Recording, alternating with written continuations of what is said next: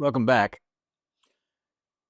I've been thinking a lot lately about travel, obviously, because I have a trip planned back to Scotland in October, and I'm planning a trip back to Italy next year. There's a lot of things that go into those plannings, and I'm trying to make sure that I've got, the right dates set aside, and I can keep track of what my budget's going to be and those kinds of things. And anytime that I'm doing that, I think about the times that my overseas trips have encountered a lot of problems. And today I want to take you through 21 things that I wish I had known before I started solo traveling overseas. Now, I'm going to try to go through these very quickly because, 21 is a lot. So let's get started.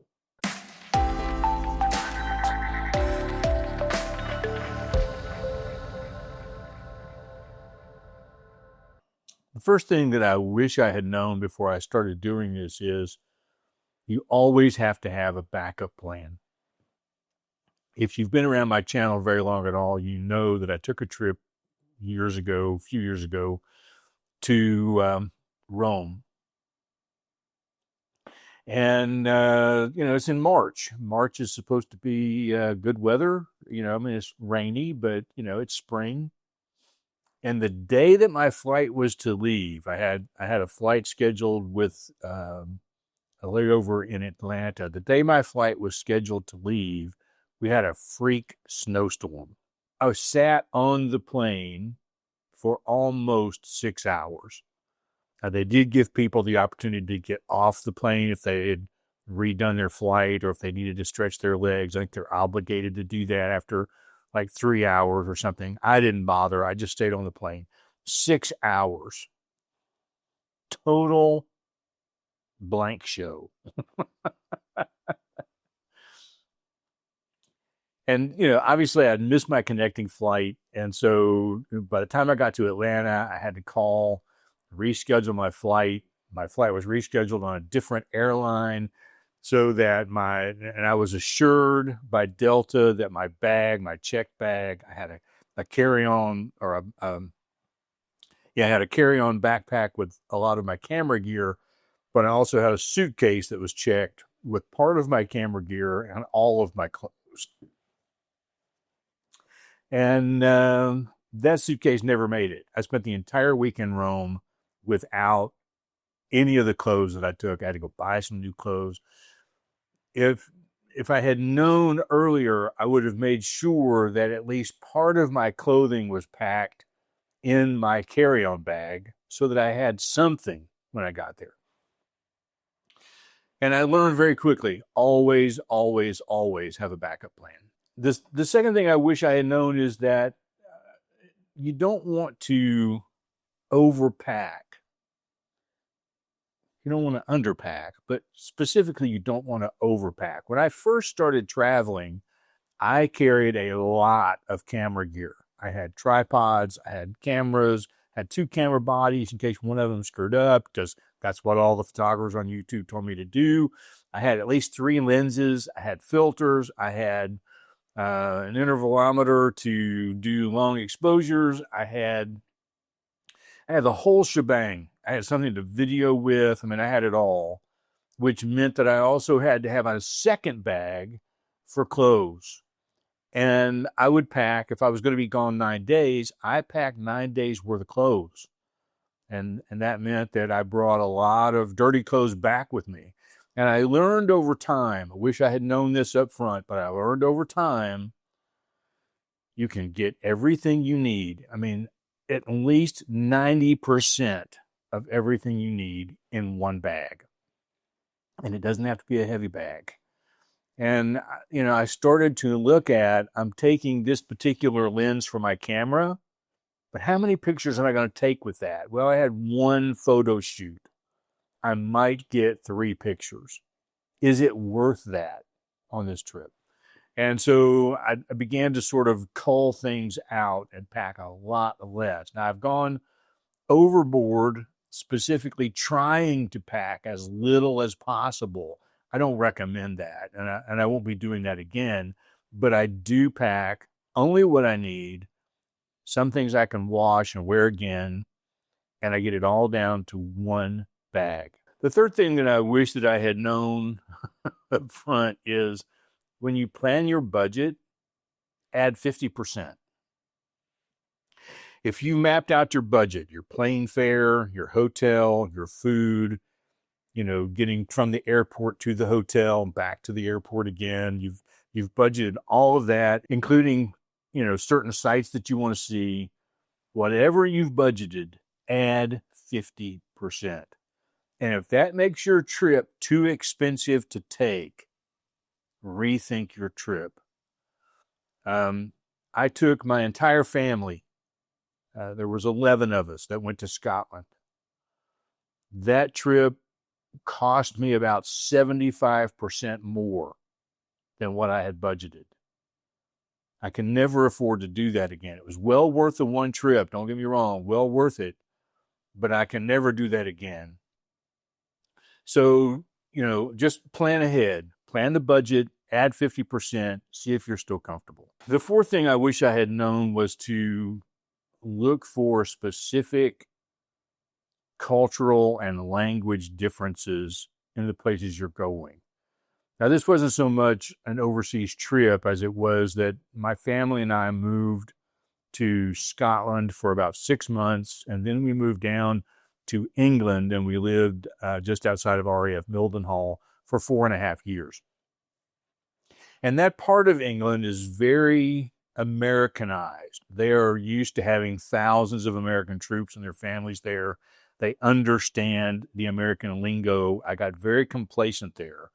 And we took a trip to go sightsee in another part of England that's not so Americanized. I ordered a Diet Coke, and I asked for ice because they don't automatically give you ice. I got one ice cube, one, because I didn't know any better. And then at another restaurant we went to, I asked, I had my food, I had my silverware, but I didn't have a napkin. So I asked for a napkin, and the waitress kind of looked at me a little funny, and she said, "Do you mean a serviette?" And I was like, "Okay, yeah, a serviette." I said, "What's the difference?" And she said, "Well, in England, a napkin is more of a feminine product," which I did not need. So I wish I had done a little more studying up front about culture and language. For instance, if you go to Italy, don't ever order a latte in Italy. Never, ever, ever order a latte in Italy. You'll get a glass of milk. So just understand the differences. The fifth thing that I wish I had known up front was to trust your instincts. On that trip to Rome where I lost my luggage and I was sort of figuring things out, I stayed at a very posh hotel right near Trevi Fountain. I mean, I was treating myself to a hotel I would not ordinarily have chosen. And I was spending like $400 a night for this hotel. I never do that when I'm traveling unless I'm getting it for free. But I was just like a block and a half from Trevi Fountain. And so I walked out into this area filled with tourists. I had no idea that I should have gone there at 7 o'clock in the morning at the time, carrying my camera, looking very much like a tourist. And I was approached by a young man who had a little toy in his hand, a little wood carved toy, like this tall, and started up a conversation with me about how he was part of a band, and they were traveling from their home country, and they were doing some gigs in Rome on their way to somewhere else. And he gave me this whole song and dance, and he was like, "I just want to give you this. I just want to give you this toy because I see you're a fellow traveler." I knew better. I knew better because I was being scammed. I knew I was being scammed, but I wasn't prepared to be scammed, and I didn't know what to do to get away. So, long story short, I wound up giving him 10 bucks American. I didn't want to pull out my when I carry a Ridge wallet. I didn't want to pull out the Ridge wallet because that's where all my Italian, the European euros were. And I had this big wad of euros. I wanted to see that.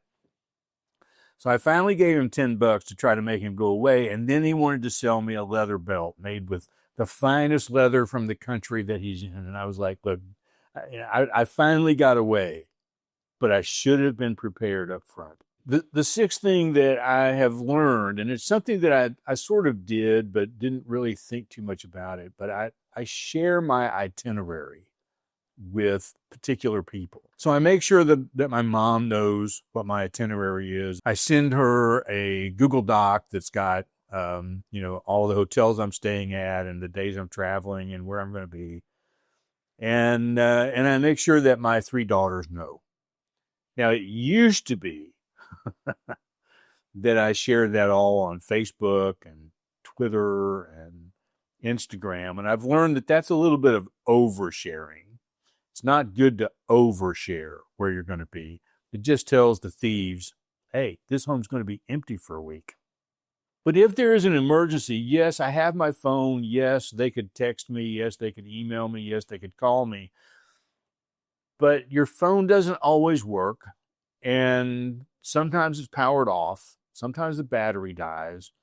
And if they need to find you, they need to know where to find you. So always share your itinerary with a close friend or someone in the family who can find you in the case of an emergency. And that leads me to point number 7.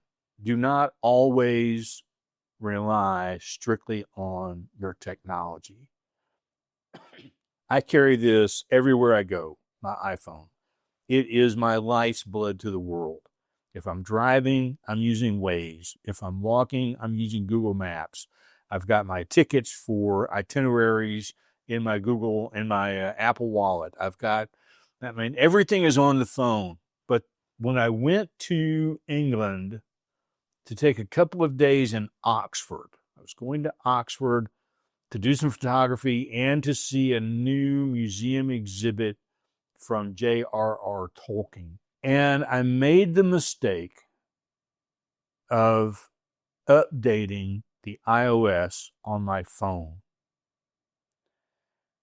When it updated, it could not connect to anything to verify the update.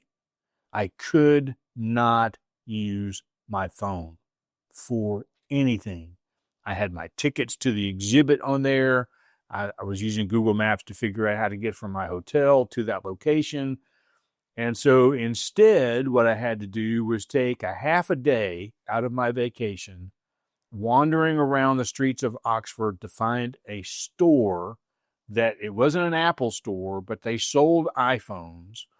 And they gave me the use of their phone to call customer service with Apple. And it took me a half a day just to get my phone working again. And I learned a valuable lesson. Never depend entirely on your technology. Have a backup plan in case the technology doesn't work. And number 8 is to at least try to learn a few phrases if you're in a country that speaks a language other than English. Now, I suck at this. I suck at languages. I've always been bad trying to learn languages. They had us taking Spanish in the 4th grade. I could not do it. I cannot get the pronunciations down. But as I mentioned earlier, understand that if you're used to going to Starbucks and ordering a latte, that's not going to be a latte if you go to Italy. Learn that you need to have a cafe latte, a coffee with milk. So, just a few phrases, just something to say hello, something to say thank you, something to show the locals there. They've made the effort to learn English. Most places you go, they know some English at least. They've made the effort, and the least you can do is make some effort to return the favor, even if you butcher the language. Find a few phrases that you can use along the way just to show that you're not a total jerk. And the 9th thing that I wish I had known is to always try to stay somewhere that is safe. Don't just pick a spot because it's cheap. do a little research and find out if where you're staying is in a good part of town or a bad part of town. I have stayed at a hostel before because I thought, oh, this will be cool. It was not in a good part of town, and I had $5,000 worth of camera equipment with me, sleeping on a bunk bed in a room with 8 other people, and then trying to figure out how to keep that backpack safe while I went to take a shower down the hall. It saved me a lot of money, but I learned very early on, this is not the way I want to travel. It's just not the way I want to travel. I'd rather sleep in my car. And the 10th thing I wish I had known up front, which I did learn very early on, is to always have copies of your most important documents. Keep a copy of your passport. Keep a copy of your driver's license. Keep a copy of your insurance card. Keep a copy of your plane ticket. Whatever it is that you need. If you just have it on your phone, there's always the possibility your phone can be stolen. But when we went on a school-sponsored trip to Italy, one of my very first overseas trips, we had a young lady who lost her passport. Now, thankfully, EF Tours had made us all make copies of our passports and give them to the chaperones. So we had a paper copy of her passport, but one of the adult chaperones had to take the entire day off the trip to take her to the American embassy and get her passport replaced. They lost an entire day. So these things happen, but just be prepared. And the other thing that they will tell you is, if you're walking around on the streets of a foreign country, don't carry your passport with you. Leave it in your room. Lock it up in a safe if you have to, but do not carry it with you because pickpockets are rife all over the world. The 11th thing that I wish I had known up front is don't be afraid to ask for help. If you just can't figure it out, don't be afraid to stop somewhere and ask. I am an introvert. I do not like to approach people I don't know. But I have had to do that from time to time when for one of the main things I remember is when I went to Scotland to take my first Rabbi's tour, a bus tour to the Isle of Skye. I had my map, showed me where the bus terminal was. I could not find the bus terminal. And what I didn't realize was the entrance to the bus terminal was on the other side of the building and downstairs on another level. And I kept looking along the street here, trying to figure out where I was, and I was about to be late and left behind. I had to stop and ask someone. So don't be afraid to do that. No matter how introverted you are, get help if you think you need help so that you don't screw up your entire vacation. Now, this 12th thing is actually something very familiar to me, and I learned sort of why it's important after I started traveling. And that is that sometimes it's better to eat at the bar than it is to sit at the table. And there's no place more important for that than Italy. If you go into a bar in Italy, it's not an alcoholic bar, it's a coffee bar. They're not called coffee shops, they're called bars. And if let's say you're going to order an espresso and some type of pastry for breakfast. If you stand at the bar to drink your espresso, that espresso will cost you about €1. But if you decide to sit at a table, that same espresso could cost you 4, 5, or even €6. Remember that 50% cushion on your budget I talked about? So understand the culture. Understand that you can save some money if you don't sit down. That's why in Italy, you'll see a lot of people go into sort of a cafe type place to get a sandwich or a drink, and they'll come back outside and they'll sit on the steps of a fountain to eat because it's just cheaper. And you got a really good view. The next thing I wish I had known up front is to get outside of the tourist traps. It took me a while to get comfortable with that. Going to Rome, you immediately want to see the Colosseum and the Forum and Trevi Fountain and Piazza Navona and the Pantheon and the Spanish Steps. Those are the things you want to see. But on my last trip to Italy, I was at the Piazza Navona. I love that place.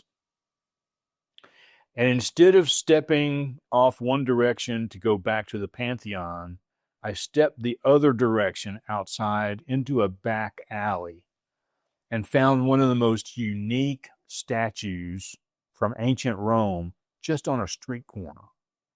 I found restaurants that were multiple times cheaper than eating inside Piazza Navona.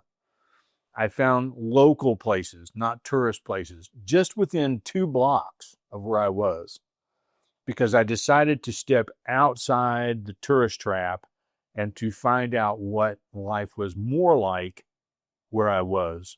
So don't be afraid to get outside your comfort zone here. And the other thing is, for instance, if you're in Rome and you want to go to the Trevi Fountain, you've probably seen all of the film of hundreds and hundreds of people trying to get down to the fountain, either for pictures or to toss coins. That's because they went when everybody else goes, obviously. But if you go to the Trevi Fountain at 7 o'clock in the morning, there is nobody there. You got the whole place to yourself. And then go get an espresso standing at the bar. And the 14th thing that I had to learn along the way was not to overschedule myself. Now when I travel, I have certain things I know that I want to do, certain places I know I want to go, but I reserve time in my schedule to either wander, to go find things on my own, or to go back to the hotel and take a nap. Allow yourself some downtime. Doesn't matter if you're traveling by yourself, if you're traveling, with your family, whatever, allow that downtime. Just a little time to decompress, soak it all in, maybe write in your diary, watch a YouTube video or two, kick your feet up, maybe, have a coffee,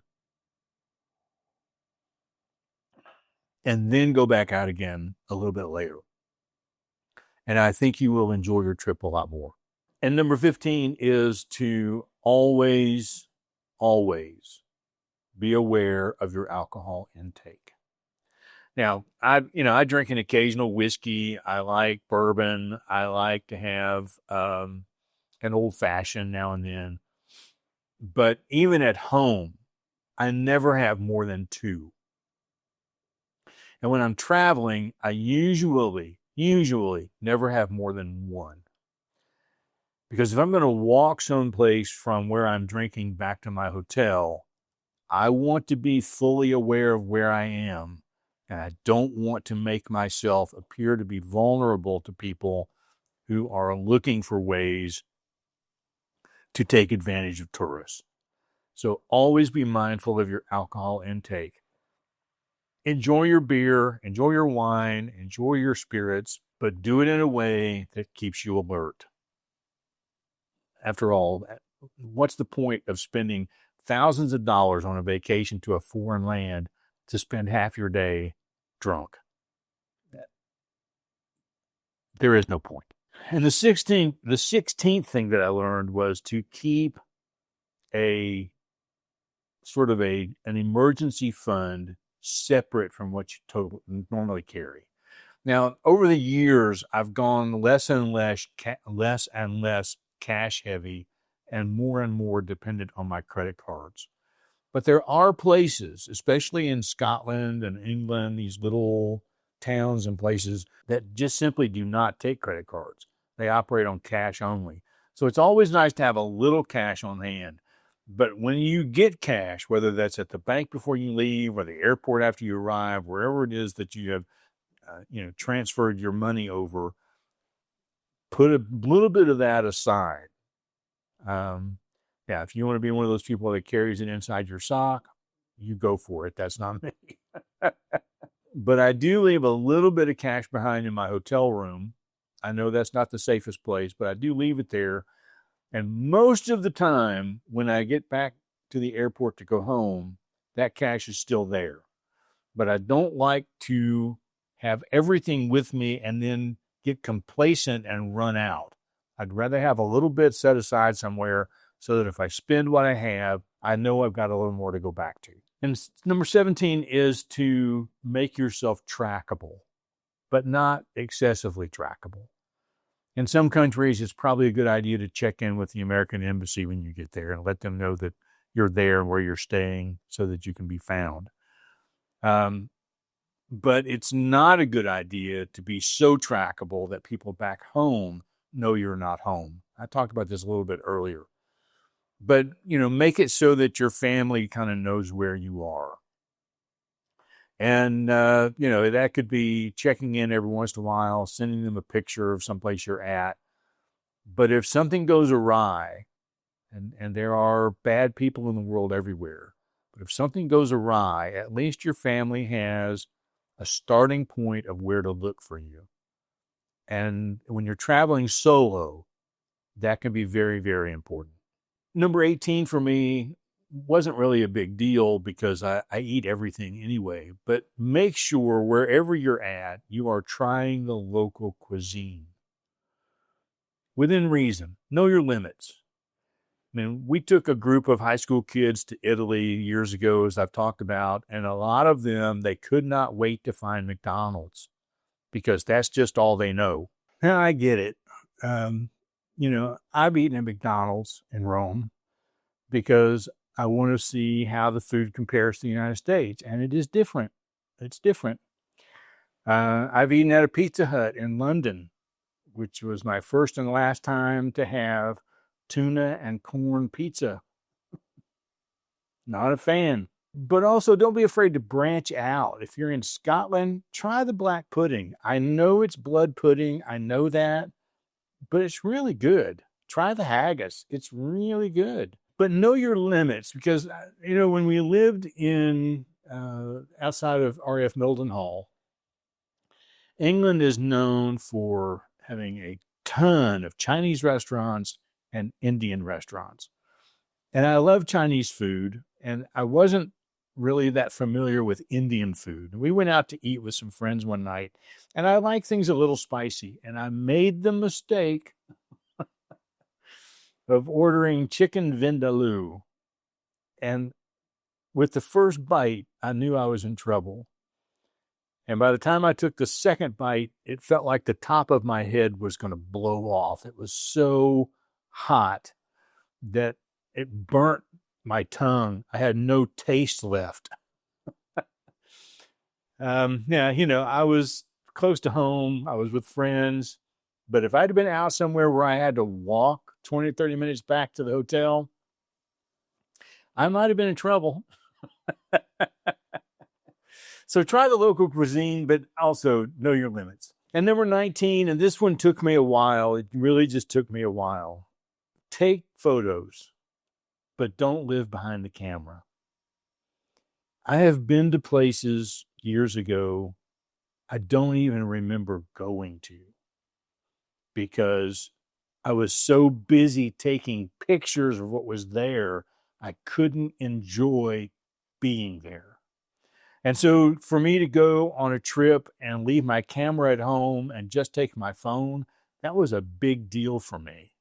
And I took pictures, but I also didn't live behind my phone.